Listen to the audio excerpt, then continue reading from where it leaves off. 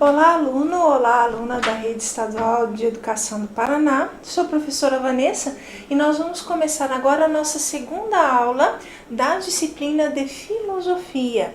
Vamos só fazer um pouquinho um remember daquilo que a gente viu na aula passada. Nós vimos que a filosofia ela é um tipo de conhecimento que, como disciplina, nós vamos trabalhar com alguns temas filosóficos, mas que nosso grande objetivo é trabalhar o processo da reflexão filosófica durante as nossas aulas. E isso está relacionado diretamente com o grande objetivo da filosofia, que é auxiliar você, aluno, você, aluna, num processo de análise de reflexão da realidade que promova escolhas autônomas, que lhe dê autonomia frente à forma como a realidade se apresenta. Nesta nossa segunda aula, nós vamos conhecer um pouquinho mais do que é a filosofia. Como assim, Vanessa?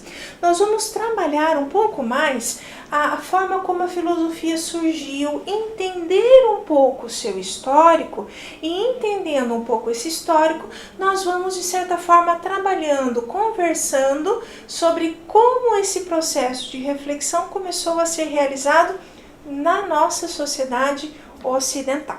Então vamos lá, meus queridos.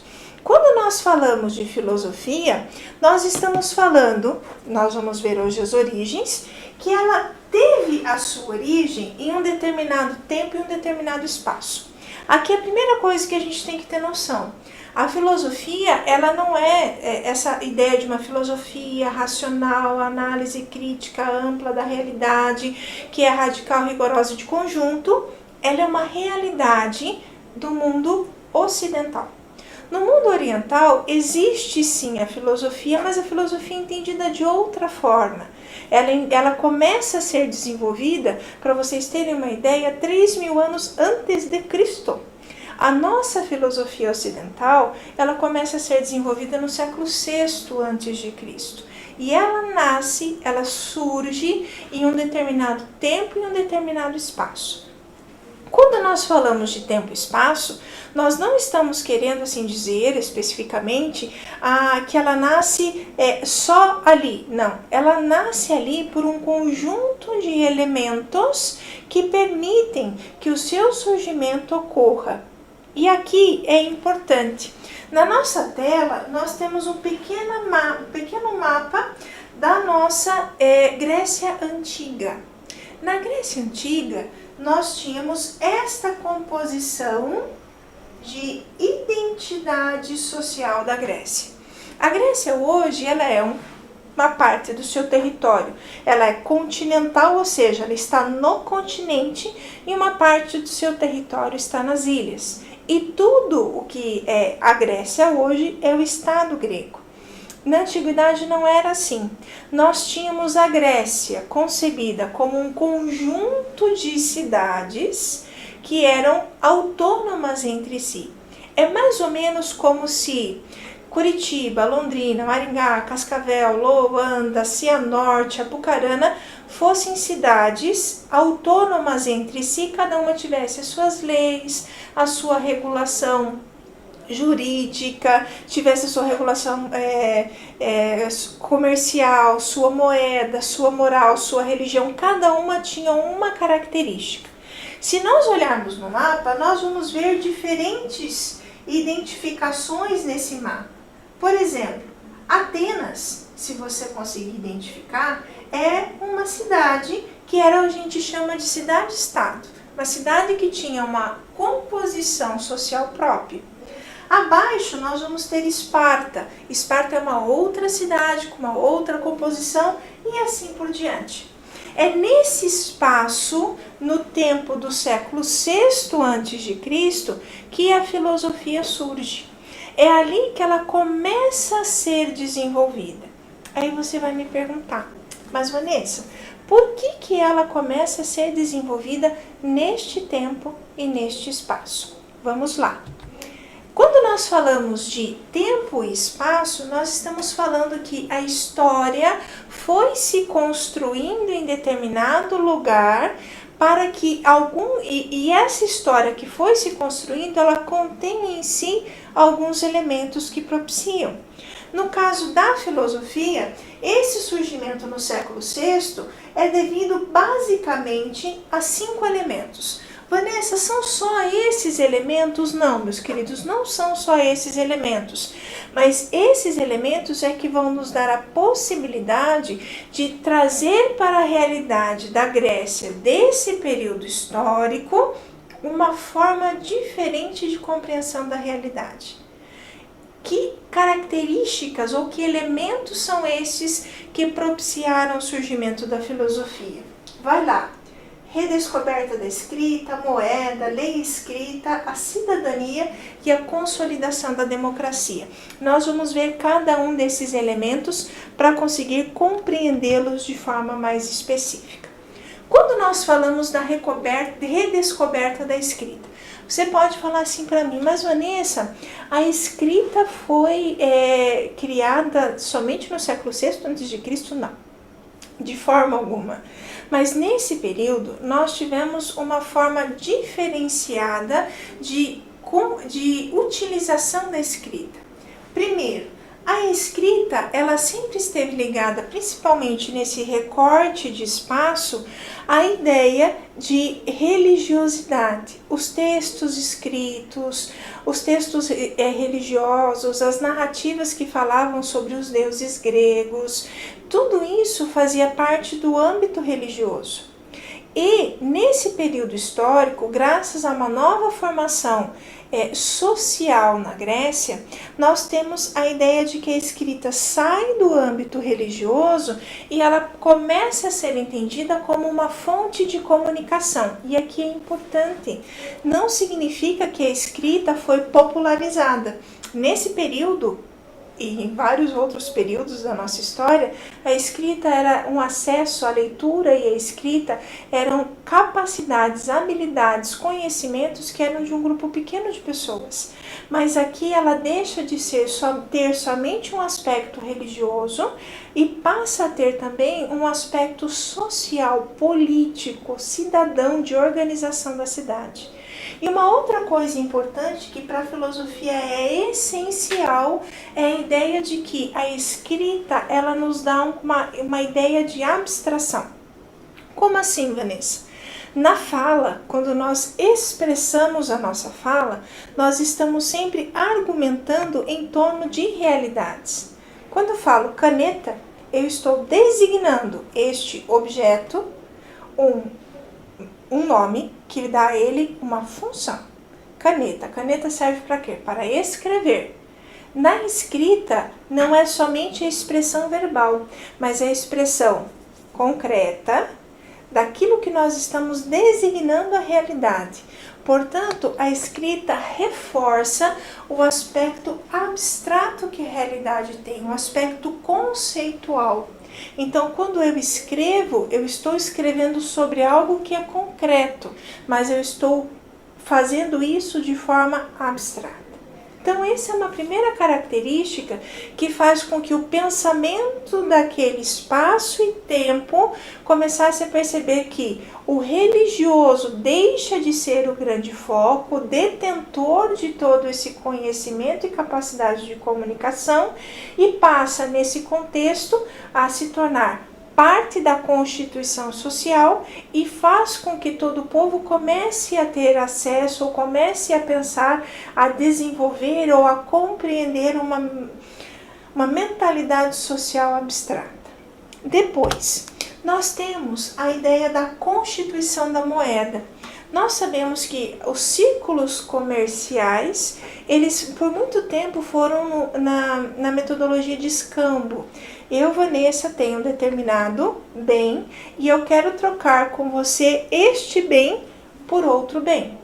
Quantos destas canetas eu preciso fazer para trocar por esse aparelho eletrônico? Essa medida era uma medida concreta, porque eu tenho aqui uma quantidade de bens para trocar por outro. Com o aumento da comercialização, com a questão das navegações e do comércio nesse período, é reestruturada a ideia da moeda. Primeiro que a moeda ela era um símbolo religioso. Sempre na moeda a gente tinha impresso, né, ela tinha um sentido religioso, porque sempre tinha impresso nela figuras de deuses ou então de arquetipos religiosos. Outra questão importante é que nesse contexto a moeda ela começa a ser, primeiro, um símbolo de uma convenção humana. Então não é mais o religioso que é expresso pela moeda, mas uma convenção humana.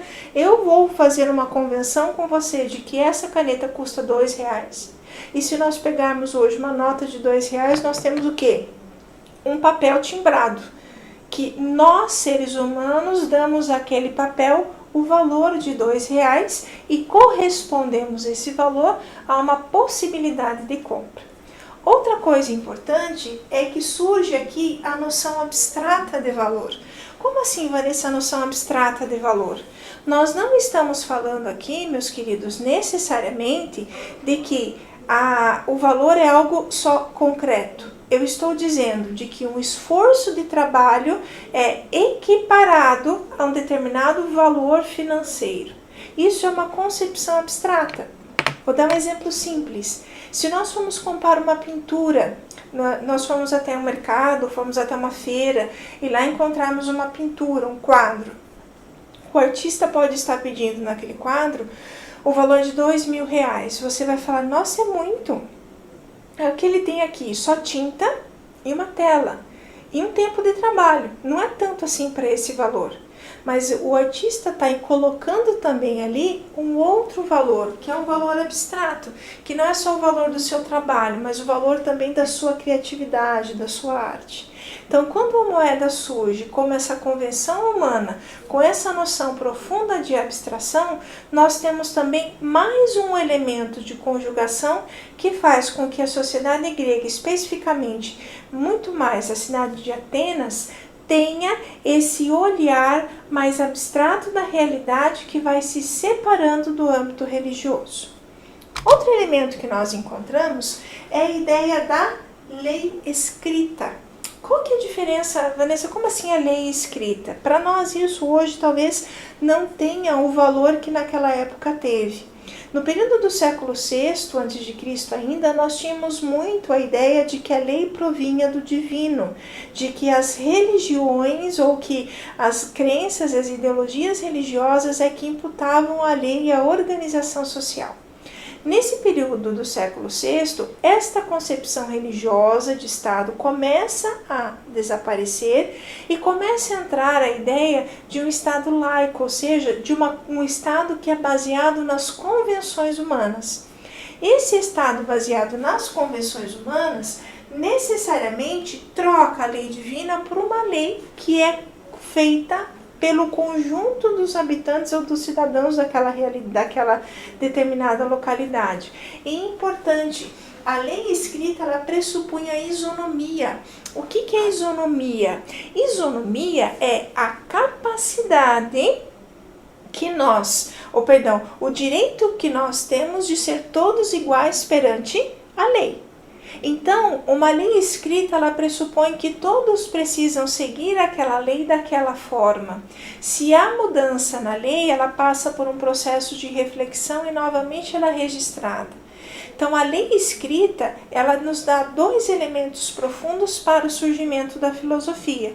Primeiro, a ideia da separação da lei divina, da lei que é uma convenção humana, e em segundo momento, ela faz de novo uma separação, porque a lei divina, ela tinha escalonamentos, para determinados era uma lei, para determinado grupo de pessoas era outro. E a lei como convenção humana, ela pressupõe, ou seja, ela faz com que a gente busque a isonomia, que é o direito igual de todos perante a lei. Outro elemento importante para o surgimento da filosofia é a questão da cidadania. Nós temos que lembrar que na Grécia, no século VII mais ou menos, nós temos a ascensão da democracia. A democracia grega, meus queridos, nós não vamos entrar aqui agora, é muito diferente da democracia que nós vivemos hoje. Naquela época, a ideia de democracia estava muito ligada à participação do sujeito na vida política da cidade. Então, era o sujeito, eu, Vanessa, cidadã, que me represento e faço essa articulação política na cidade. Então, quando nós falamos que o cidadão era um sujeito participante da vida política, é que ele tinha o direito de ir até os espaços públicos e expressar a sua percepção da realidade, e por meio do diálogo eles faziam as convenções sociais. Mas aqui é importante a gente fazer um parênteses. Parece muito lindo quando a gente fala que o cidadão era um sujeito. A gente tem que lembrar que na Grécia Antiga, quem eram os cidadãos? Os homens nascidos na cidade, ou seja, os homens não estrangeiros, aqueles que eram natos naquela cidade-estado. Então, mulheres eram cidadãs? Não. Crianças eram cidadãos? Não. Estrangeiros eram cidadãos? Não. Escravos eram cidadãos? Não. Né? Então, a representatividade dos cidadãos, que para nós aqui já é digamos assim, um grande passo no âmbito da humanidade, ele está diretamente relacionado de que a cidadania se exercia dessa forma. E depois também a ideia do diálogo e a reflexão, que davam a ele o direito de exercer o poder. E esse poder é importante, é o poder de opinar e de participar nas decisões da cidade. Então, a ideia de demopolvocracia, poder, é que faz com que também a filosofia surja nesse processo.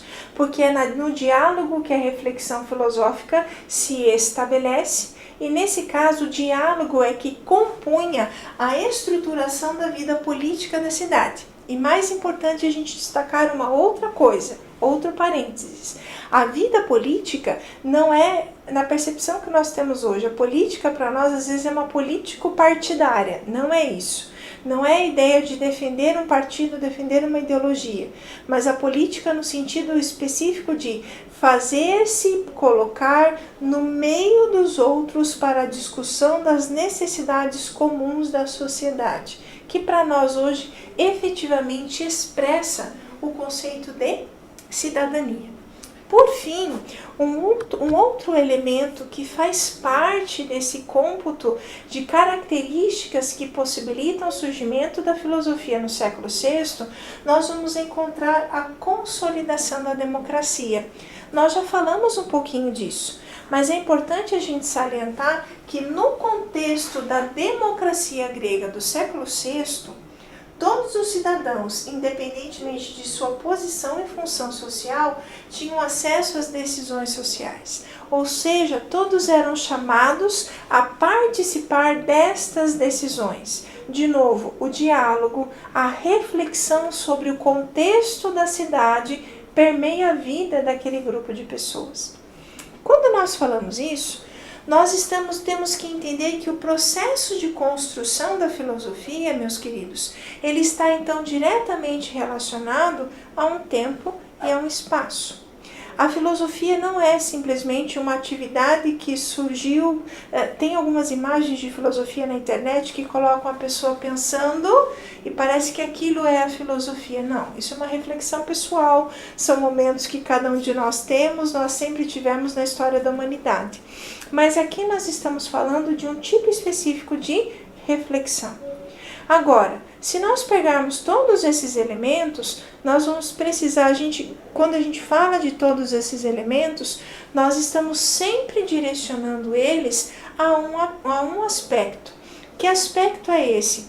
Ao aspecto que nós entendemos especificamente como mito.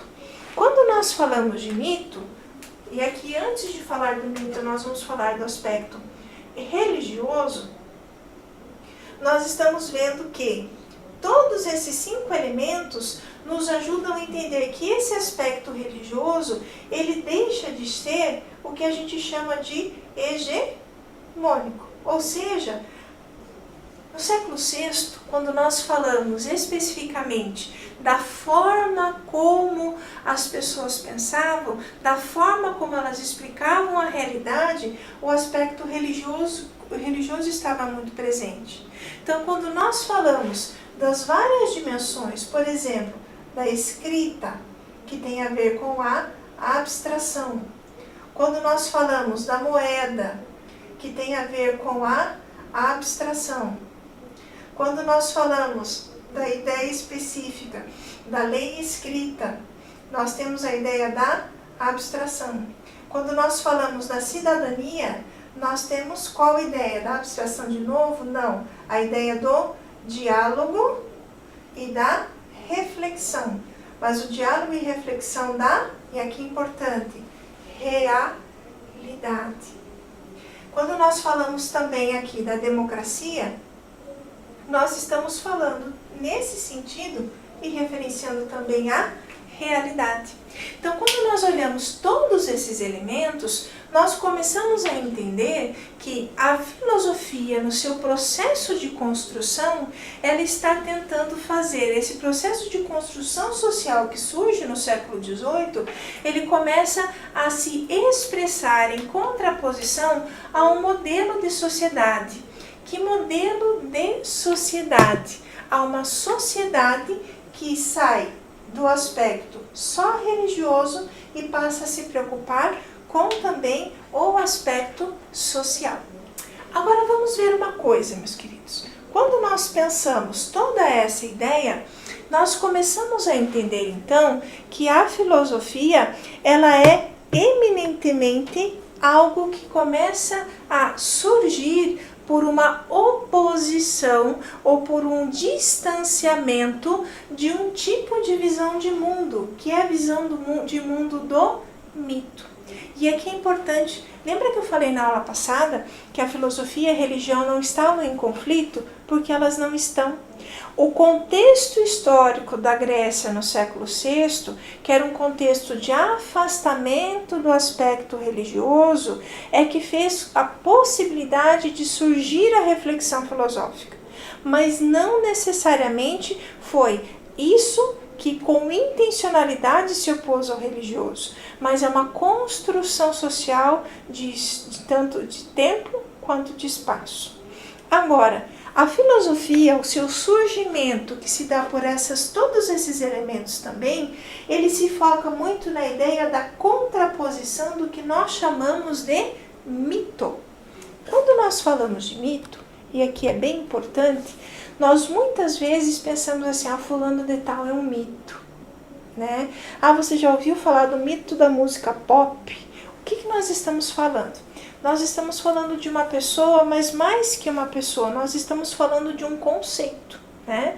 Se nós pegarmos alguns artistas, e a professora já é um pouco mais velha, então ela vai pegar um artista que eu sei que vocês devem conhecer, que é o Michael Jackson. Ele é o quê? Ele é o rei do pop, ele é um mito que existiu da música, da dança na década de 80 e final da década de 70, década de 80 até o começo da década de 90. Veja, eu estou falando de uma pessoa que teve uma história, mas quando eu falo o nome Michael Jackson, eu estou falando de um conceito. E assim nós temos tantas outras pessoas. Isso, para nós, quando nós falamos do mito nesse sentido, nós estamos falando do mito que nós vamos trabalhar aqui em partes. Por quê? O mito que era muito presente, que ainda de certa forma é na sociedade nossa, mas que era hegemônico, ou seja, era a única forma de entender a realidade no século VI, ele era composto por algumas características. Que características que são essas? Primeiro, o mito, ele é uma narrativa. Como assim uma narrativa, Vanessa? É uma história que contém em si um fundo moral, que explica a visão de mundo de um povo e que, de certa forma, faz com que as pessoas tenham um determinado comportamento e que sempre tenta explicar algo da realidade. Quando nós falamos de mito, gente, aqui é importante destacar, a Grécia tinha seus mitos, mas todos os povos em todo o mundo têm os seus mitos. Aqui no Brasil, por exemplo, nós temos as lendas, né? As nossas lendas, principalmente as lendas indígenas, elas são o quê? Elas são, num primeiro momento, narrativas que tentam expressar uma visão de mundo baseada em crenças, e essas crenças expressam a relação que o sujeito tem com o sobrenatural. Vamos lá. Uma lenda indígena. Nós temos uma lenda que chama-se a lenda do pirarucu. Vanessa, o que é o pirarucu?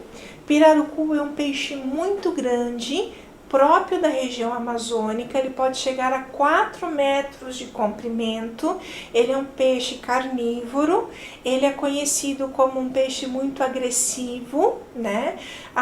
E que é fonte de alimentação, muitas vezes, que é fonte de alimentação para as pessoas que vivem naquela região, e que no contexto onde nós tínhamos a predominância dos povos indígenas, ele era fonte de alimentação para os indígenas também. Como que os indígenas contavam narrativa a forma como aquele animal tinha surgido e qual que era a forma como eles concebiam a importância deles no contexto alimentar. Qual que é a lenda do pirarucu? Segundo essa lenda, ela conta o seguinte, que uma tribo indígena tinha um guerreiro muito forte, muito valente, um homem muito nobre, de bons valores, que não só defendia a tribo das pessoas ou das outras tribos que tentavam dominar aquela tribo dele, mas também ele ajudava as pessoas internamente, sendo muito solidário. Um dia, num determinado embate de uma tribo com outra, da tribo deste rapaz guerreiro com essa tribo, e lembrando, esse rapaz se chamava Pirarucu, né? Esse rapaz, ele é morto. E há um sofrimento muito grande naquela tribo, porque eles perderam um grande guerreiro deles.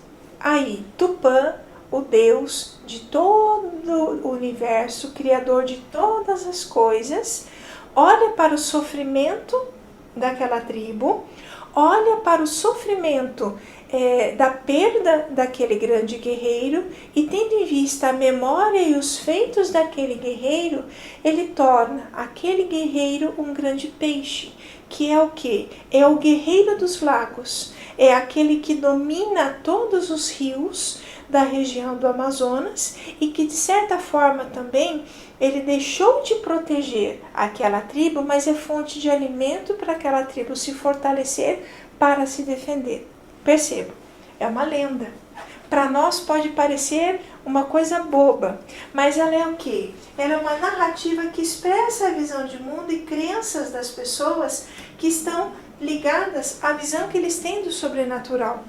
O mito no século VI a.C. era a única forma de visão de mundo predominante nas cidades gregas.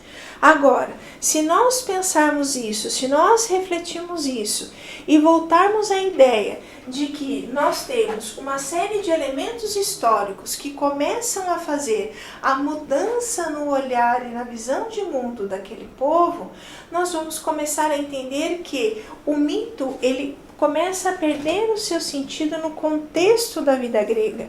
E uma nova forma de percepção da realidade surge, que é a filosofia. Agora, Vanessa, o mito não é uma realidade só daquela época. Você acabou de dizer que nós temos ainda hoje. E temos por quê? Porque o mito, no fundo, ele está impregnado do desejo humano de afugentar a segurança, os temores, a angústia diante do desconhecido, do perigo e da morte. No fundo, o que é o mito, meus queridos? É a forma como cada um de nós, olhando para a realidade, consegue, de certa forma, acalmar o seu coração e explicar para si mesmo o porquê aquela realidade aconteceu a partir das suas crenças. Vou dar um exemplo simples de como o mito pode influenciar as nossas vidas. Você já deve ter conhecido ou passado por isso, uma pessoa que tenha perdido um ente querido ou um amigo que era muito importante na sua vida. Essa pessoa, depois dessa perda, depois da morte desse ente querido ou deste amigo, ela passa por um sofrimento muito grande. Quando ela passa por esse sofrimento muito grande, primeiro passo dela é ficar muito triste. Só que com o tempo ela começa a dar um sentido diferente para esta angústia frente ao desconhecido e à morte. Ela começa a mostrar elementos que fazem com que ela se sinta melhor perante tudo isso.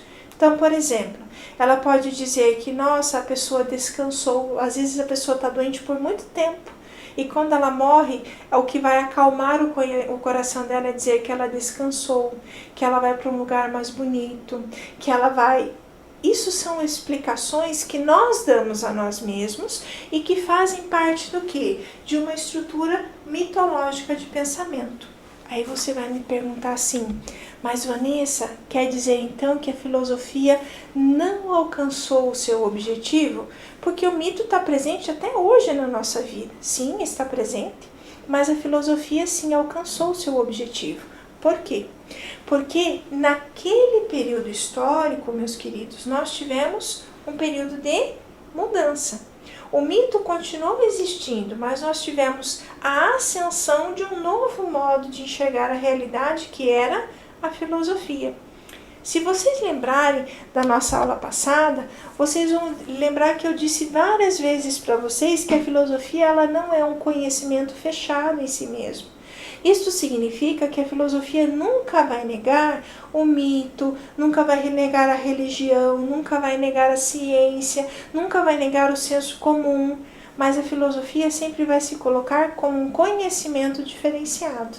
Então, entendendo que a filosofia no século VI se coloca como uma contradição ao mito, porque o mito já não respondia às necessidades sociais daquela época, mas ela também nunca ia se colocar como a única soberana. Assim, como que nós podemos entender que a filosofia conseguiu contradizer o mito, superá-lo naquele período histórico, mas ao mesmo tempo não aniquilá-lo? Por quê? O mito era uma forma predominante de explicar o mundo e hoje ele já não é mais. Nós temos a ciência que explica o mundo, nós temos a filosofia que explica o mundo, nós temos o mito também, mas ele não é mais o único, o predominante. Depois, outro elemento importante, o mito ele controlava toda a moral e o comportamento humano e hoje já não controla mais. A moral nossa, ela pode ter sim aspectos religiosos, aspectos míticos, mas ela tem também outros fundamentos ideológicos. Então não é mais o mito que controla a moral e o comportamento humano. E por fim, o mito fundamentava a forma como as pessoas se organizavam socialmente. E hoje nós já temos diversas maneiras de como esta organização social se faz. Naquela época, a organização social da Grécia, antes dessas mudanças, era uma organização de certa forma de um espaço ou de um país que era extremamente teocrático. Hoje não. Nós temos a democracia, nós temos sim regimes autoritários, regimes aristocráticos, nós temos sim regimes que são teocráticos, como alguns países do Oriente Médio, nós temos países que são socialistas, comunistas e assim por diante. Então a organização política também não é mais predominantemente religiosa. Então percebam, a filosofia nesse contexto como um todo, ela foi se colocando, ela foi surgindo, porque as explicações do mito já não faziam mais tanto sentido para a realidade social da Grécia no século VI a.C. Quando nós falamos isso, é importante assim, a filosofia atingiu seu objetivo porque ela não é dogmática. A filosofia é mais uma forma de conhecimento. Quando nós falamos isso, a gente precisa agora retomar um pouquinho para vocês entenderem este surgimento da filosofia, alguns elementos que são importantes. Que elementos que são esses? Primeiro, quem foram os primeiros filósofos? O que eles pensaram? Porque veja, o que o mito explicava? Nós vimos isso agora há pouco. Ele buscava e ele busca até hoje trabalhar conosco os elementos que nos dão insegurança, temores, angústia diante do desconhecido e da morte. O mito explicava muito na época da Grécia Antiga a ideia de como as coisas tinham surgido, como as coisas surgiram, a realidade como um todo, o mundo concreto, como o mundo surgiu e como ele se organizava. Isso dava uma segurança muito grande para a sociedade grega, esta explicação mítica. Os nossos primeiros filósofos, eles tinham muito esse olhar e eles buscavam conhecer muito a origem de toda a realidade. Como assim, Vanessa? Os primeiros filósofos se preocupavam com a origem de todas as coisas. Eles queriam saber do que as coisas tinham surgido, qual que era a origem da vida. Eles não estavam preocupados, como o mito, de explicar ponto por ponto. Eles estavam preocupados em conseguir entender qual que era a origem de todas as coisas, qual que era o elemento da realidade concreto, porque ele estava negando nesse momento sobrenatural, que fazia com que as coisas tivessem se originado. A segunda preocupação muito grande que esses filósofos tinham era superar o mito, apresentando uma origem racional a toda a realidade. Quando nós falamos isso, nós estamos dizendo o quê? Estamos dizendo que para esses filósofos, a grande importância era dizer como as coisas tinham surgido e explicar toda a organização da realidade. Nós temos vários períodos da filosofia, muitos pensadores, mas o primeiro período da filosofia nós chamamos de pré-socrático. Por que pré-socrático? Lembra do pensador que nós falamos na nossa primeira aula, do Sócrates? Então, ele é pré-socrático porque ele é o período dos filósofos que antecederam toda a reflexão de Sócrates. Esses filósofos, em linhas gerais, nós temos mais de 9 pensadores que são importantes nesse período que vai do século VI ao começo do século IV. Tá? Mas, em especial, 3 pensadores são fundamentais. O primeiro deles é Tales de Mileto, o segundo é Heráclito e o terceiro é Parmênides. Vamos conhecer um pouco, passo a passo, o pensamento de cada um deles. Nós começamos por Tales de Mileto. Gente, Tales de Mileto é o pai da filosofia. Quando nós falamos que ele é o pai da filosofia, aqui é importante destacar isso bem. Não significa que ele foi a primeira pessoa que começou a pensar racionalmente. Não.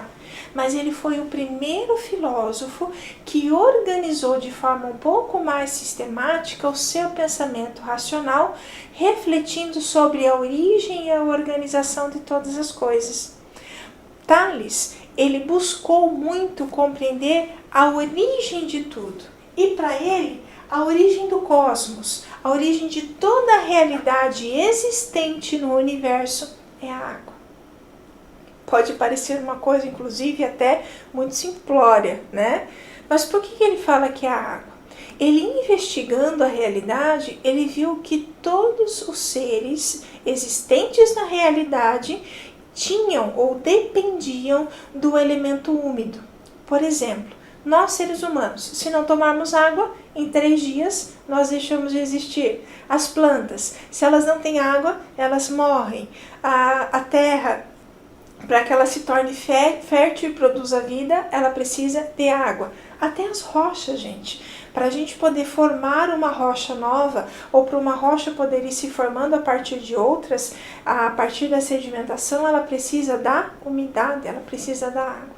Então, Tales de Mileto, ele explica de forma racional que todas as coisas provêm da água.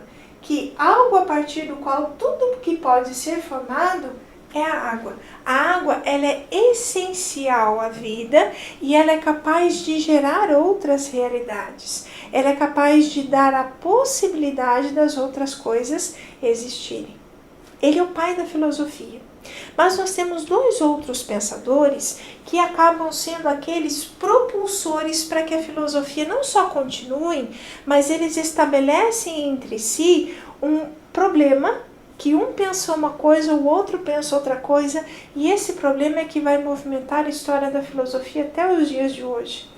O primeiro pensador é Heráclito. Ele fala o seguinte, que a origem do cosmos, ou seja, de todas as coisas que existem no universo, é a mudança. Para ele, todas as coisas sempre estão em eterna mudança.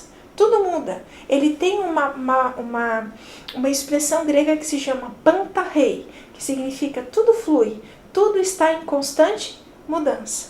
Ele tem uma outra expressão que talvez você possa já ter ouvido, que é: o homem não pode banhar-se no mesmo rio 2 vezes. Por quê? O homem, quando entra no rio, ele se torna outro, o rio também se torna outro. Quando ele sai do rio, ele já é outro, o rio também já é outro. Então, para ele, a mudança de todas as coisas, tudo muda, tudo sempre está em constante evolução, mudança, regressão. Para ele, isso é a origem de todas as coisas. Ele tem certa razão? Tem. Por exemplo, nós somos os mesmos do horário que nós acordamos hoje? Não. Nós já perdemos células epiteliais, nós já nos alimentamos, nós já entramos em contato com outras pessoas, nós já mudamos a roupa, nós tivemos muitas mudanças. E para o Heráclito, é essa mudança que compõe a realidade. O outro filósofo que se opõe a Heráclito é Parmênides. Ele fala o seguinte, que a origem do cosmos, ou seja, de todas as coisas que existem, é a essência delas. E uma coisa importante, gente, a essência é algo que não muda.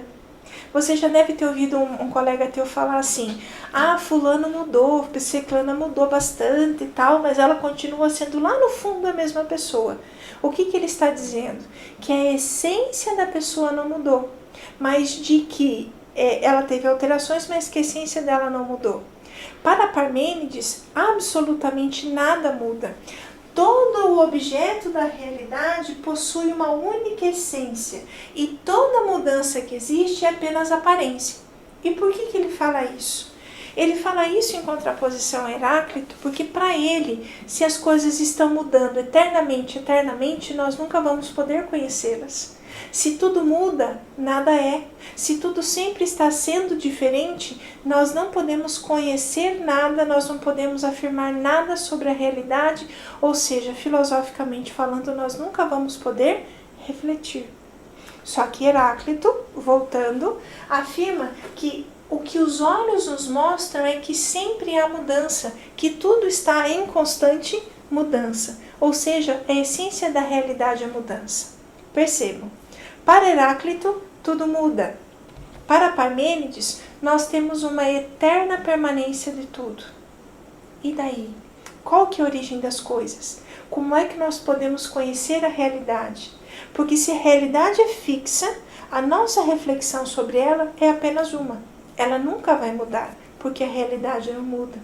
Se a realidade está em constante mudança, a nossa reflexão ela se torna vã, porque aquilo que nós acabamos de refletir já deixou de ser porque ela já mudou. Percebem o grande paradoxo, o grande nó que nós temos aqui? Para Parmênides, a realidade é uma totalmente oposta para Heráclito. Como explicar isso? Como explicar a origem de todas as coisas? Como explicar a forma como tudo existe? Como que eu posso conhecer determinada realidade se ela nunca permanece a mesma, se ela está em constante mudança? Mas ao mesmo tempo, se ela está em eterna permanência, como que eu vou poder conhecer essa realidade que está em eterna permanência se ela sempre está assim? Eu não vou poder refletir filosoficamente.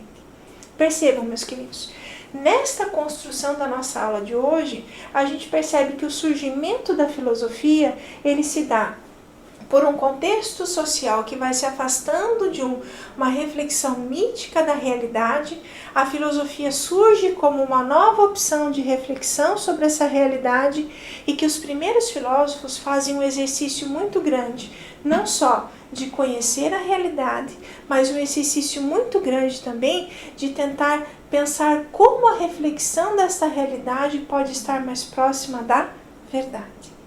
Na nossa próxima aula, nós vamos começar a entender como a verdade, como a reflexão sobre a verdade, ela se torna importante na filosofia, principalmente tentando entender a relação entre Heráclito e Parmênides. Se para Heráclito tudo muda e Parmênides tudo permanece, como é que nós continuamos a caminhar?